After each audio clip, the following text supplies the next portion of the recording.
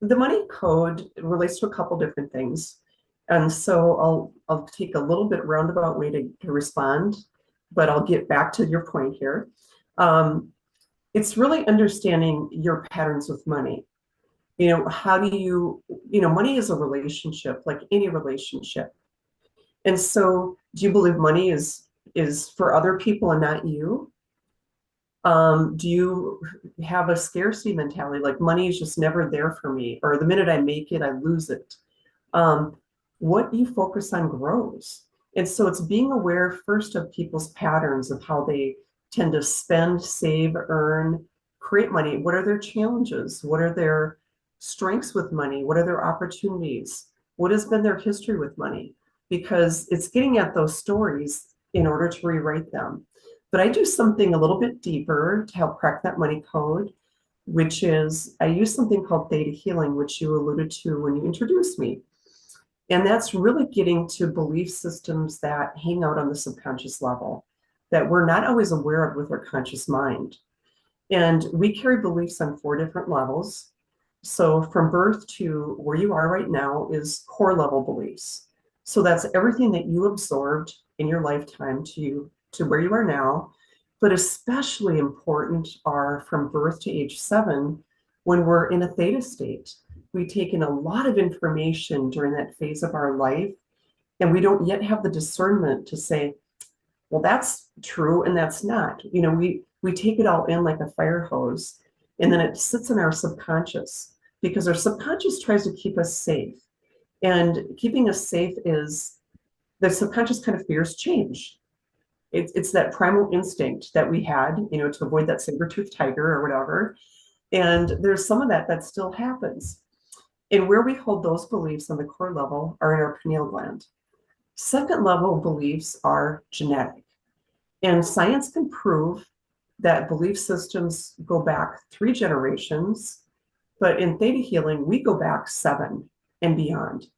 So we have beliefs and programs that come in from both sides of the family, and some of them we're just not even aware of. We're oftentimes playing out the patterns that have been created by grandparents and great grandparents who either had good relationships or bad relationships in regards to money. And I can think of, like, I have one parent, I'm not going to name them in case they watch this, I have one parent that has a super prosperity consciousness with money and one that does not. And, and the one that does not had an aunt who owned 5 banks and had a cousin who was president of Exxon Oil. So there's a lot of prosperity in that side of the family, but that parent carried a very disempowering belief that I had to shed. And where we carry those beliefs on the genetic level are the morphogenetic field around our physical DNA, which tells our DNA how to express itself. Third level is the history level. And I sometimes call that group consciousness. And that's what we believe is possible, what we see out there in society, that we accept as either true or not true. But it also relates to past lives and karma and oaths and vows and curses. That's a really interesting level for me to work with, because a lot of people aren't aware that they've maybe have taken an oath or vow of poverty or of celibacy, if they're looking to find their ideal mate. Or maybe there was a curse that was there, because I found one of those on me. I was in a lawsuit with a neighbor over a property dispute many years ago that cost me a whole lot of money. And I just kept trying to figure out, like, why is this woman harassing me? And then I realized that there was a curse there and a contract with this person. And where we hold those beliefs are in our auric field. The fourth level of belief is the deepest level, and that's our soul level. And that's the part of you that's always been here, depending on your religious beliefs. But I believe that we go on and we come here to learn lessons. We're here as both a lesson and a teacher to everybody that we meet. We're students, we're teachers, and sometimes both in relationships that we form. And we came here to learn. And sometimes we carry some deep soul level beliefs, and where we hold those are in our heart. And so when I work with people to crack their money code, I do a couple things. One thing, I have them take an assessment called the Sacred Money Archetypes. that helps them get in touch with their patterns with money. But with the theta healing, I want to go deeper and I don't want to get into their story. I don't want that tape to replay about their scarcity or whatever. I want to go, tell me the first time you ever felt fear or angst in regards to money. What are, or were you, the first time you ever felt disempowering, the first time somebody told you no, that you couldn't have it because we can't afford it, right? I want to go back to that time and then I'm going to dig deeper. I don't want to get into their story, but then I'm going to find out, how did that belief serve them? What was the lesson? What was the gift? So that your brain doesn't recreate that again.